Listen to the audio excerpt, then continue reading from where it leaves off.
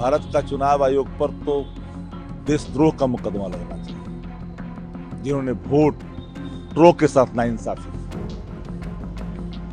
जिन्होंने वास्तविक वोटों को काटा, लोकतंत्र के साथ मजाक करा। ऐसे चुनाव आयोग को एक क्षण भी अपने पद पर बने रहना चाहिए। जो संवैधानिक संस्था है उसको हद पिटा दी और संवैधानिक संस्थाओं को जिस तरह से मिट्टी में मिलाया है, पूरी तरह से लोकतंत्र कमजोर हुआ है।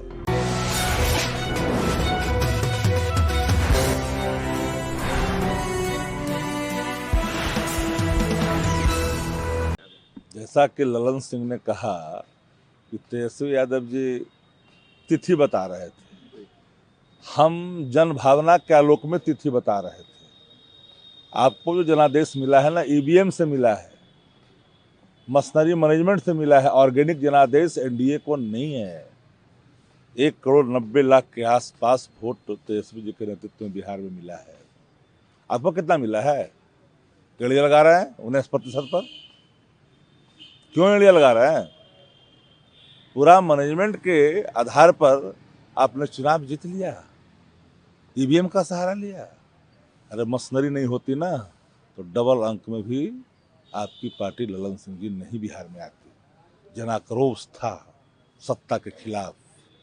अपने अर्थ का इंतजाम किया चुनाव के दौरान, वाईफाई सिस्टम लगवाया, प्रत्येक बूथों पर कनेक्ट किया, मशीनरी का दुरुपयोग किया।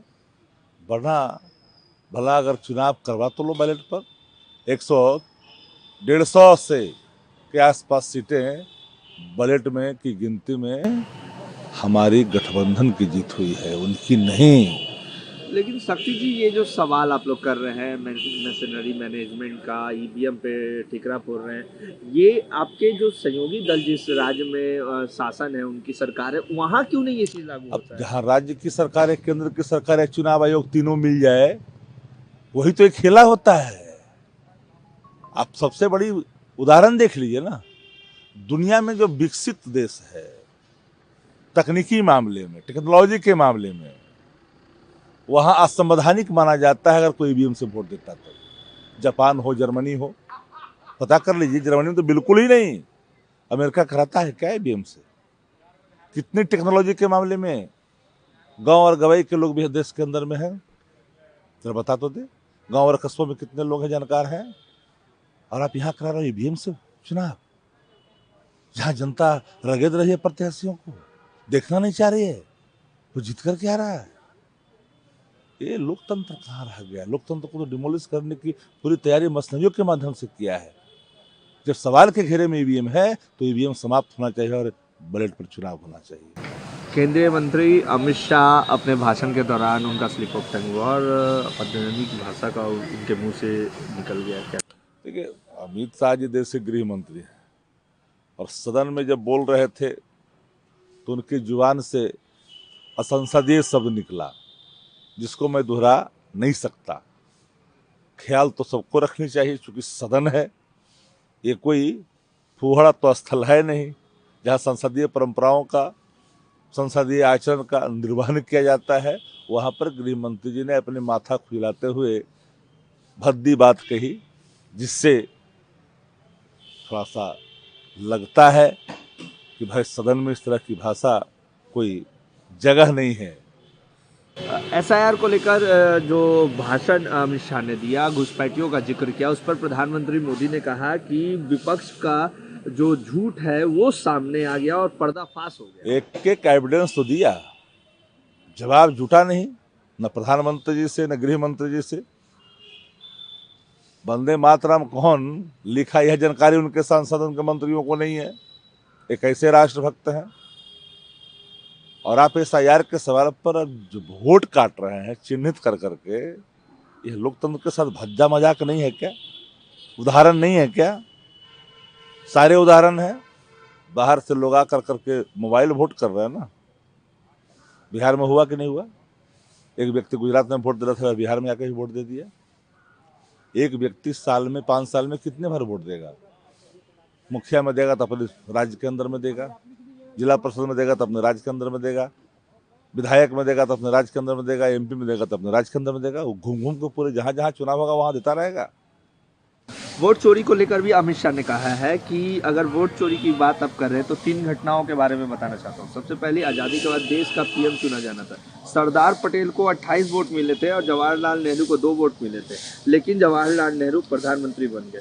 लोकसभा में चुनावी सुधारों पर बोलते हुए केंद्रीय मंत्री अमित शाह ने कहा, वोट चोरी को नेहरू, इंदिरा और सोनिया से जोड़ते हुए शाह ने कहा कि कांग्रेस को अपने नेतृत्व के कारण नुकसान हुआ है। तो भारतीय जनता पार्टी वोट चोरी के इल्जाम से अब पीछा अब नहीं छुड़ा सकता देश के अंदर में। वोट चोर है भारतीय जनता पार्टी, और वोट की चोरी कर रहा है, दिन दहाड़े डकैती कर रहा है वोट का। और आरोप लगा रहे नेहरू जी का नाम जितना तो ले रहे हो, जितने दिन सत्ता में नहीं रहे उससे ज्यादा तो नेहरू जी जेल में रहे हैं। उन्होंने ये भी कहा है कि जो अवैध अप्रवासी हैं उसको बचाने के लिए ये लोग एसआईआर का विरोध कर रहे हैं। नहीं, अरे भाई, तो कितना निकला बिहार में, कितना घुसपैठे निकला। ये नकारे लोग हैं जो अपनी जिम्मेदारियों से भागते हैं, जो 11 साल से सत्ता में है, गृह मंत्रालय जिनके हाथों में है, वह अपनी असफलताओं को अब दूसरे के माथे पे मढ़ोगे। 11 साल से क्या कर रहे थे जब घुसपैठ हो रहा था? तो एक भी पहचान क्यों नहीं कर पा रहे हो बिहार के अंदर में रोहिंग्या का, बांग्लादेशी का? राहुल गांधी ने कहा है कि अमित शाह हमारे सवालों का कोई भी जवाब सही तरीके से भारतीय जनता पार्टी का कोई भी नेता विपक्ष के सवाल का जवाब देने में कतराती है, क्योंकि भारतीय जनता पार्टी मैनेजमेंट का एजेंडा चलाती है और अपने हिसाब से चलाती है। इसलिए भाजपा के पास विपक्ष के सवालों का कोई जवाब नहीं है।